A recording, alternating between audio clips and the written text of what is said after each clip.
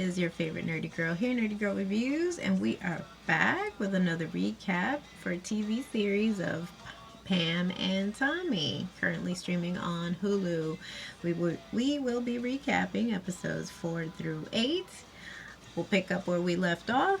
If you want to hear the whole full commentary, keep me clicked here on YouTube. If you're watching this on Instagram, click the link in bio. If you're watching this on IG Stories, click on the link. It'll link you back to my YouTube channel.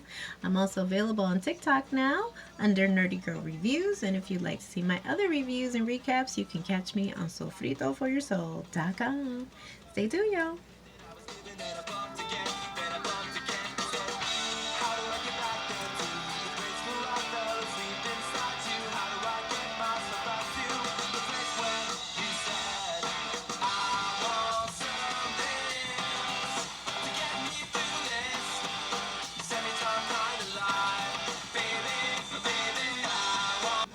Now, before we jump into the review, I forgot to make mention all of these cute props that I love bringing in. This is from the Dollar Tree, and though it would be technically for Valentine's Day, it is a kissing booth sign. It says open, and then watch this.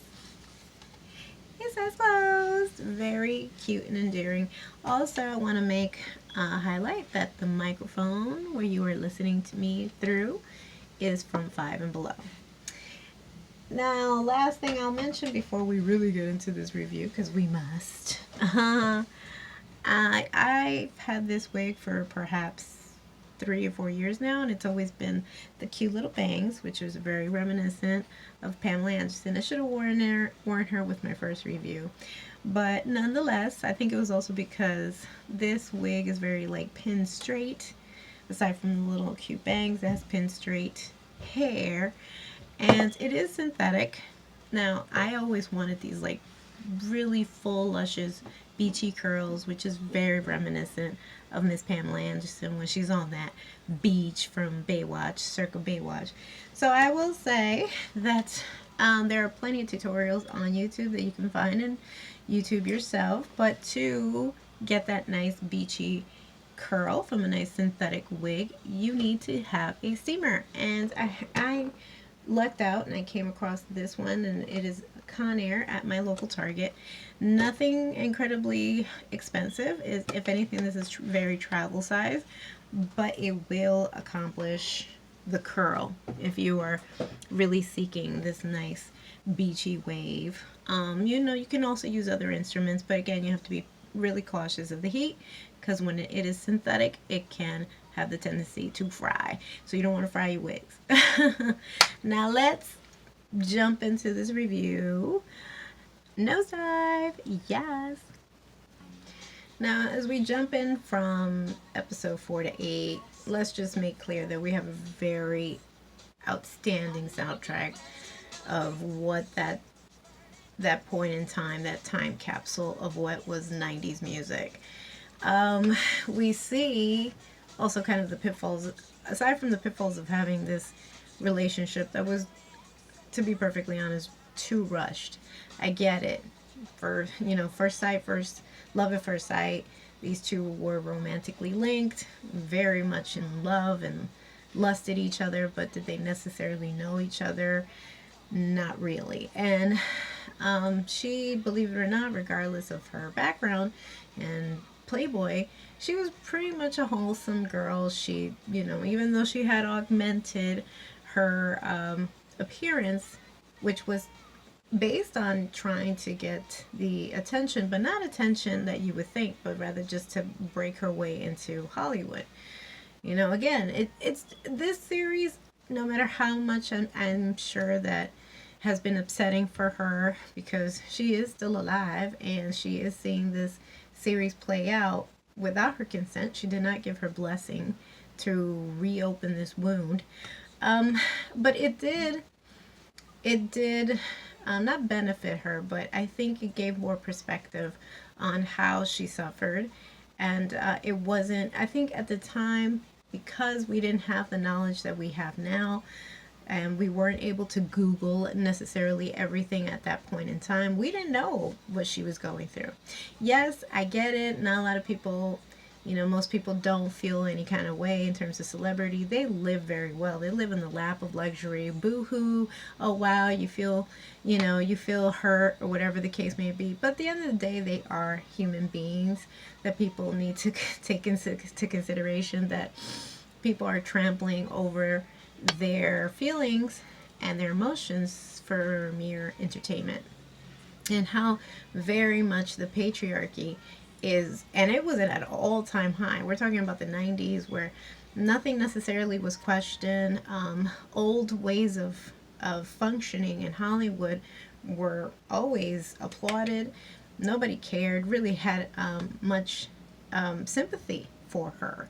And just very much like how she had always, feared, in this tape, that basically both her and her husband at the time were sharing an intimate act, he was revered. He was championed. If anything, he was actually even paid compliments based on the fact that he is well endowed. And though she is a beauty, she is seen under this critical eye of judgment.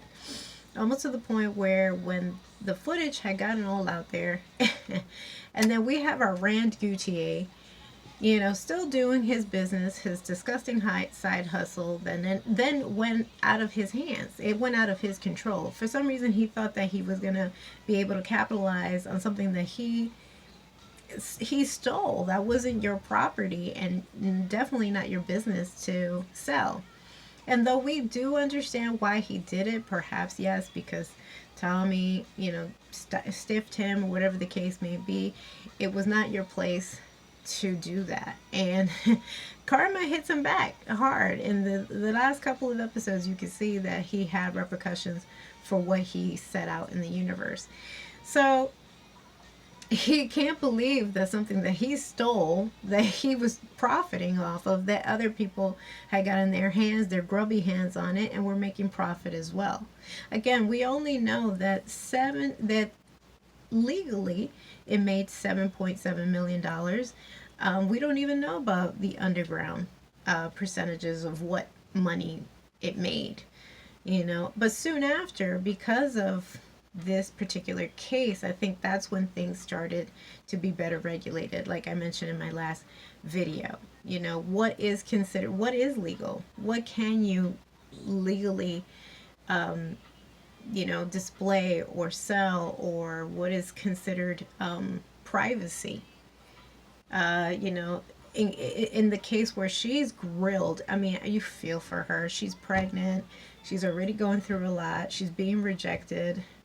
In a weird sort of way, she is kind of being blackballed in Hollywood because of the backlash. Again, it did not favor her. It was not Miss Kim Kardashian, blowing smoke up her own ass. Sorry, I will say that. Saying, you need to work, bitch. Well, guess what? This woman was working hard, and because, again, nobody wanted to be attached to scandal back then, she worked even harder, and it got her nowhere. She literally had to ride this wave out. Did she ever really kind of recover from it? I don't really think so. I don't think that the public was so forgiving of her at that time. It was still very judgy. That now, look at people in the complete opposition, the complete other side of the spectrum and pendulum. We have Kim Kardashian, a multi-billionaire, who started her profit, her avenue to fame because of her sex tape. And larceny, allegedly, this is all, you can Google all this stuff. I am not, don't come for the messenger. Nonetheless, when she is grilled because they wanted to sue the owner of Penthouse, because it had been so circulated, became news that they wanted to take stills of the most raunchiest of things and run it on their magazine. And in opposition to Playboy had always been much more sophisticated, and you see that. This is what I'm saying. This is perhaps why they pursued this avenue of telling this side of the story, which they could have probably benefited if she would have given her blessing and perhaps provided the information that maybe they didn't have, you know, the showrunners weren't privy to. But so they had to kind of take sources where they could. But you can see that there was more of a sense of control when she was posing for Playboy. It was consensual on her part. She felt feminine, she felt flirty, and it was something that she condoned.